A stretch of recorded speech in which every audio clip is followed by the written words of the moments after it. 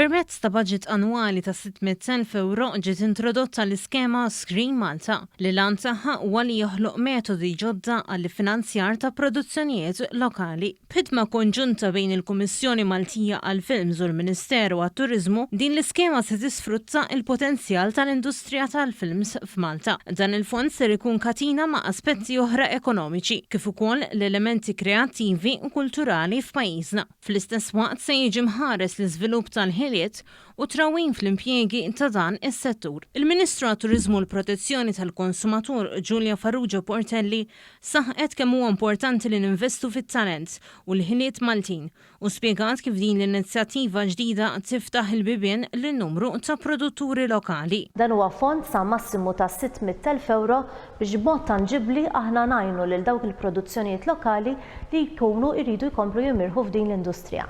L-irwol tal-Kummissjoni Maltija għall-Films huwa li segwi l-proċess ta' dawn il-produzzjonijiet fuq livell kummerċjali, speċjalment fejn tidħol distribuzzjoni, lokalment u internazzjonalment, għal skopijiet teatrali, festivals u xandiriet televiżivi. Il-Kummissarju tal-Films, Johan Greg, qal li għall-ewwel darba produzzjonijiet lokali jistgħu jiġu iffinanzjati 100%. U għaldaqstant ikollhom bażi tajba biex jirnexxu f'din l-industrija. Skema li minn dis-sena ser tkun ukoll tinkludi produzzjonijiet ta' televiżjoni. Proġetti eliġibbli se jkunu jistgħu jiġu iffinanzjati 100% sa massimu ta' 200,000 euro.